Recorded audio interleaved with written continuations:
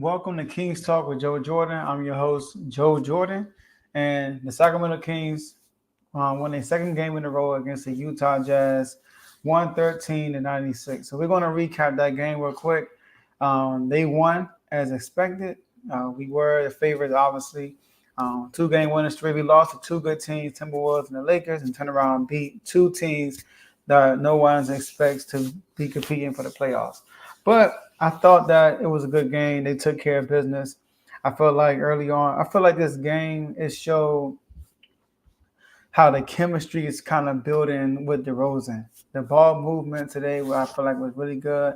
I do feel like a couple of people passed up some threes, but I feel like the ball movement was good. And defensively, in that third quarter, early fourth quarter, they start clamping down. With that lineup with De'Aaron Fox, Keon Ellis, Trey Lyles, I think Keegan Murray and Sabonis, they were strapping. They were locking up, deflecting every shot. People going to the basket for layups, strip out their ball, strip the ball out their hands. It was a complete team win. I'm gonna just go over some stats real quick. So the Kings shot 52%, Utah shot 39%. The Kings, we didn't shoot good from three. We was 8 from 31. We had some good looks. We were just missing. 8 for 31. A lot of our threes were short. We are fresh off of a back-to-back. So 8 for 31 from the field, from three-point line, shooting 25%, while Utah, 14 from 48. They took 48 threes. And the reason why they took a lot of threes because we was running that 2-3 zone, and the three was open. They was shooting it, and it was clank, clank, clank. And they shot 29%. Free throws. Now, we didn't get to the line a lot because we got a lot of I don't know. We didn't get to the line a lot. I don't know why.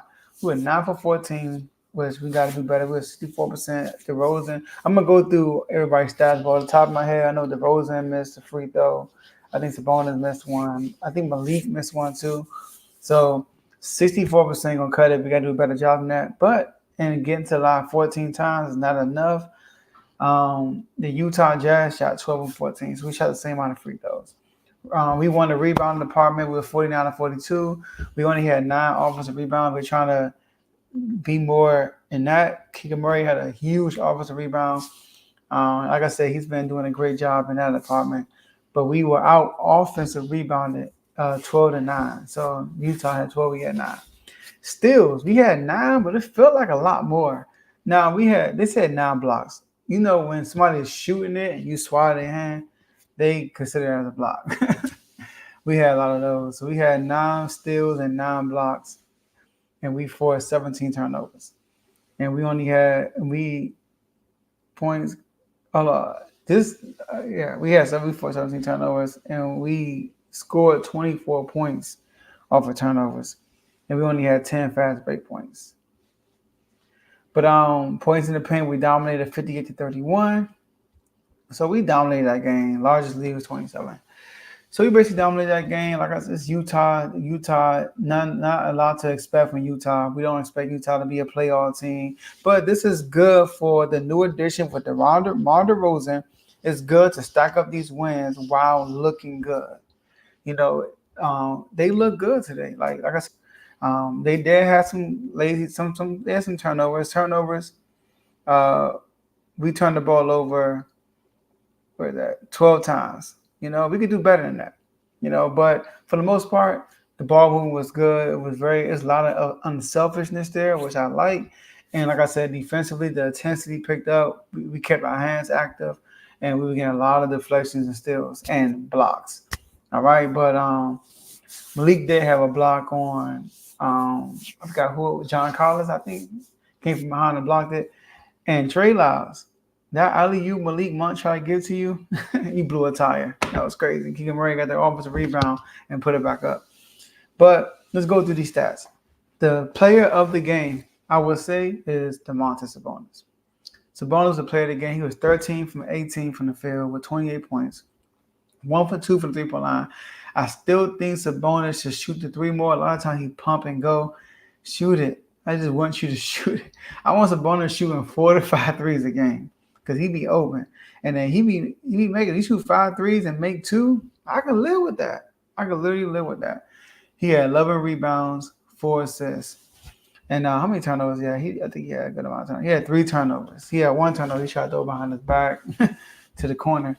But 3 turnovers, no steals, no blocks. But he had 28, and a lot of his buckets were one-on-one in the post. Not a lot, but most of them were like Sabonis being Sabonis. But he had a good amount in the post. So that's something I like to see. Second leading scorer, DeMar DeRozan, 20 points, 9 for 14 from the field, 0 for 1 for 3. It came short. Pass from Fox. 2 from 3 from the free throw line. He did. Oh, yeah, Sabonis was 1 for 2 for the free throw line. He did miss a free throw, like I said. DeRozan was 2 from 3 from the free throw line. He missed a free throw. And 8 assists, 4 rebounds, 8 assists, 1 steal, and 1 block. So DeMar DeRozan, this is every game of the season so far, he has scored 20 points. So he has scored 20 points on all 20 or more points in all first 4 games. And y'all know yesterday he had 19 in the first half. So it was cool because he had 18, and then it was like 3 minutes and some change left. And I'm like, come on, DeRozan get 20.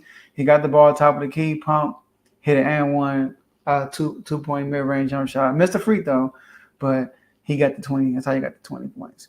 But DeRozan played good. I do think DeRozan defensively at times was kind of lazy.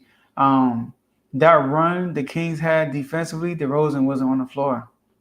He sat, and then he came in and got his few buckets to get to 20. But defensively, I think DeRozan could be better. I think he can be better. I feel like a lot of times he didn't. I don't know. It doesn't look like he didn't like fight through a lot of stuff. Or not say a lot. A couple of things. It was a couple of situations when they would set a pick and he won't fight hard to go around the pick, or there was a man right there and he wouldn't even go and try to contest, even though he wasn't gonna make it. He wouldn't even try to go and contest. He just let it be. That happened about 2 or 3 times this game that I would like to see him be better in. But for the most part, he was good today. Another 20-point game. De'Aaron Fox is aggressive. He had 19 points, 6 assists, 5 rebounds, only 1 steal. Only 1 steal. Yo, it felt like we had a lot more steals, dog. Keon Ellis had 2. Okay. But Fox only had 1 steal. 2 from 2 got to the line 1 time. 2 from 2 from the free throw line. Only shot 2 threes. Like I said, I want Fox shooting a lot of threes, but he was 1 for 2, 50%, and he shot 8 for 15 from the field. So Fox had a good game. He was hitting our runner that he always hit off the pick and roll or just off a pull up. He hit Patty Mills with a half spin move. It was crazy. He went down. He faked like he was going to do a spin move, came back, and shot a midi. That was a great move by Fox. And how many turnovers Fox had? DeRozan only had 1, but Fox had 3. That's not, I would like to head that down, especially with 6 assists, 3 turnovers, 6 assists. Sabonis, 3 turnovers, 4 assists. It's not a good ratio. But for the most part, Fox was good. Kevin Huerter played good. He had a couple of good moments. He had 14 points, 2 steals, 5 rebounds, 0 assists, 1 block. 2 steals, 1 block. 2 from 5 from the 3-point line, 6 from 9 from the field. He didn't shoot a free throw. It was one play. I don't forget who it was. It was Colin Sexton, I think. But he little boyed him. Like he put him in the post and went up with the left hand. Yeah. Herder had a good game. Keegan Murray did good. He had 14 points. He couldn't hit a 3. He was 2 for 7. He had 1 steal, 1 assist, 5 rebounds, but he had that 1 offensive rebound I was talking about. Sabonis had 3 offensive rebounds, by the way. DeRozan had 1, and Fox had 2. Yeah, one of Fox's offensive rebounds, was it a putback or was it a great pass? It was one of the two that turned into a quick 2 points. And Kevin Huerter had 1. So Keegan Murray is being Keegan Murray. Good defense, being active with his hands, running the floor. 6 from 14 from the field. So it was a good game. The bench, Trey Lyles played good defensively. He was on the court when that defensive run we had. He was only 1 for 2. He had a dunk, I think, or a layup. But he, like I said, Malik on the fast break, Malik Monk threw him an alley, and he blew a tire. Couldn't get up. 2 blocks, 2 steals, 7 rebounds for Trey Lyles. 2 points. 0 offensive rebounds though. Then you have let's see, Malik Monk. Malik Monk, he only had 7 points. He couldn't make a three. He was 2 from 8 from 3. He was clinking from 3. And Malik Monk, being Malik Monk, shout out to my boy Teddy. The Yankees win today. I know he's excited. They extended the World Series to 5 games. Aaron Judge got him an RBI today. Like I said in the baseball chat, we have a chat for every sport, y'all, by the way. If you're an NBA fan, let me know, and I can add you to the NBA chat. But in the baseball chat, I mentioned, I said it might be scary because he went out bat before, and then he hit a fly ball, but I think it's called a pop fly, and it was out. And then he got back to the plate. He got back to the plate, whatever. He hit an RBI, but that was after they gained some momentum. Gleyber Torres hit a 3-run homer, and I think that just sparked the rest of it. It sparked Aaron Judge, and he got his hit. And that might be scary. It might carry over to the next game. But make sure y'all check out Baseball with Teddy after me. He's going to be recapping that World Series game that happened tonight. All right, shout out to you, Teddy, one more time. So, Keon Ellis was really good. Keon Ellis was really, really good. He was so good defensively. Oh, my goodness. He had 3 blocks. Like I said, those 3 blocks were people going to the rack, trying to put up a shot, and he just hitting out their hand. He had 3 steals for real. He had 3 blocks, 2 steals, 2 assists, 4 rebounds. He had 5 points. He did hit a 3. I remember that. He was 1. No, he was 0 for 2 from 3. Oh, okay.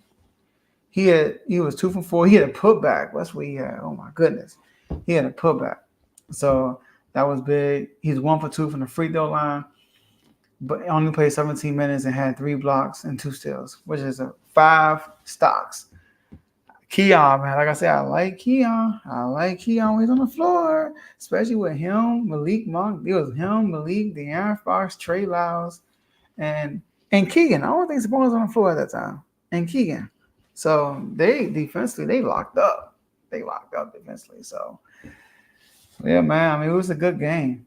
It was good to see. You know, you see the chemistry getting better. I feel like once we really click offensively, it's gonna be dangerous. Because DeRozan is a big addition. So our next game is in Atlanta.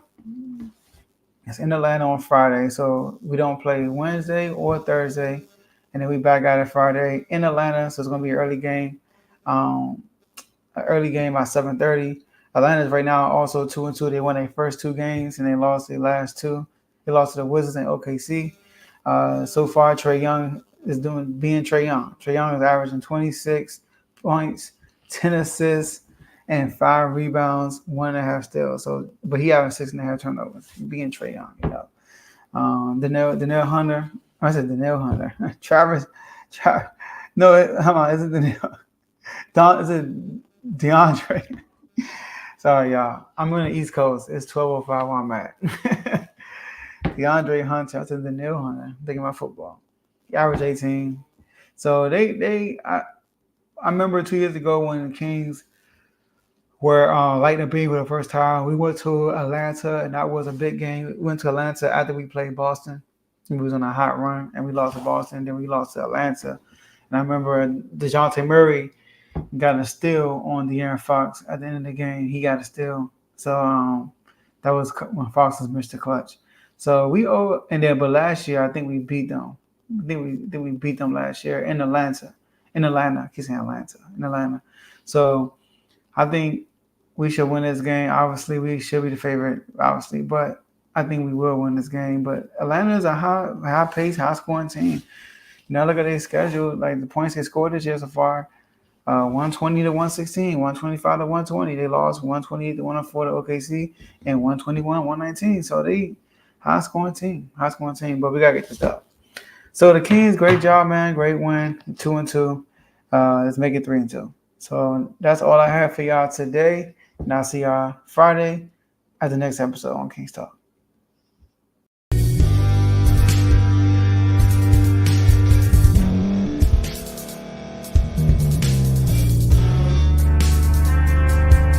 Thank you for staying to the end. If you're watching this on YouTube, please like this video, subscribe, and also hit that notification button so you can be notified next time we put out a video. If you're listening on any podcast platform, subscribe and hit that notification button, y'all, so you can be notified we put out another podcast audio. And last but not least, hit that share button. No matter what you're listening to or watching it, hit that share button and send it to somebody that you know that would love to watch this episode you just listened to. So once again, thank you for staying to the end, and we'll see y'all in the next episode.